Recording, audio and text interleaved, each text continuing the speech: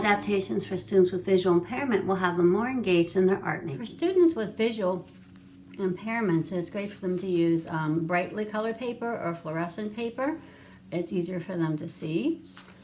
Sometimes I'll even give them brightly fluorescent paint to work with.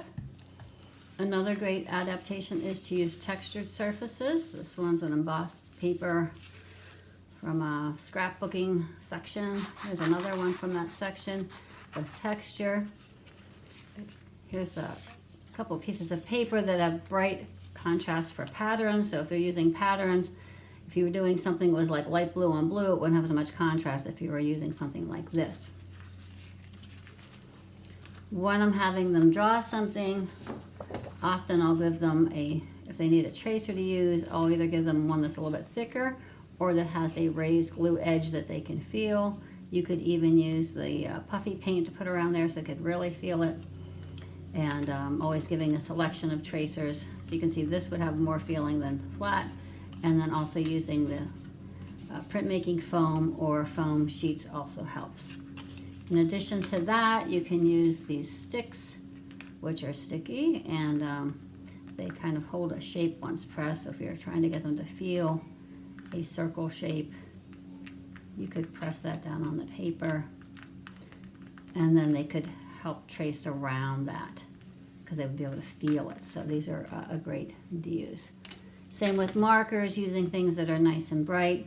And when you're doing any marker work, you want to always, if the student has a hard time seeing, sometimes they have to look up close. If you drew a pencil line, you wouldn't be able to see it as well as if you drew a really bold line like that for them to cut on. So those are great ideas for students that have low vision. Another one that you could do would be, actually I tint some of my glue black, and you could draw with black glue, creating a raised surface.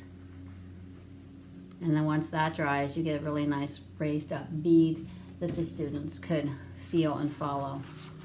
And then they can color it in or use it in their artwork. So an example of that would be having an underwater scene outlined in the black, and then the students could easily come in and fill the paints in afterwards and feeling the texture of it. Sometimes giving students pre-made pieces if they also would have a cognitive deficit is important. You can see here the difference of a light pencil line compared to a thick black outline to cut out. So students would paint with those first and then actually paint on top of it and create a collage from that. A lot of times you demonstrate, you just kind of talk about the lesson, that having a handout for your visual learners or printing it in a larger font is also a good idea. And you can have pictures of step-by-step processes. And these are a great thing to just put on every table. I never want students to know that I'm adapting lessons or have anyone feel like they're being focused on by me doing adaptations. So sometimes just putting one on every table alleviates that problem, and also is a great thing for all students to have, because so many times students are coming in late from lessons, or they are not really in the mode and listening to you and they don't know what to do afterwards. You can also, this is a print by a famous artist, and so that the child could actually feel it since they can't see it, or they have a little trouble seeing it if their vision's low. I will put glue down and then sprinkle sand on top of it, and it creates a nice surface. Or you could do one with fluorescent paint on top of it. So adding texture to a reproduction is a great way to have them see and feel it.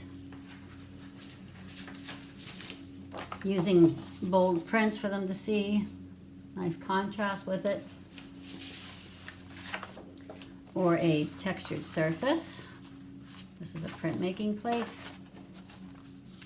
Again, like I said, high contrast is really important. Thick outlines, and even if you are doing something like a landscape and the student has a cognitive deficit as well as vision, they might need the areas outlined so that they know which areas to color what colors, and outlining with a thick marker is a lot better than just outlining with a thin pencil.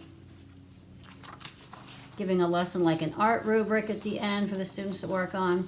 Increasing it to a larger font is a great way to adapt the lesson. And of course, creating on bright surfaces. These are those rolling rollers with patterns on them I talked about. So using fluorescent paint creates a visually exciting piece of work. Here's a still life where they used a black thick outline and bright colors.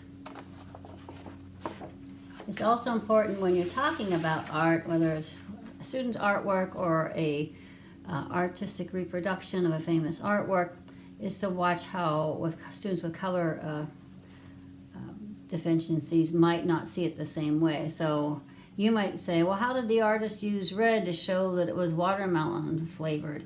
And the student might not be seeing that as red. They might be seeing that as pink or even possibly green if they have color vision deficiencies. I hope you've enjoyed these adaptations.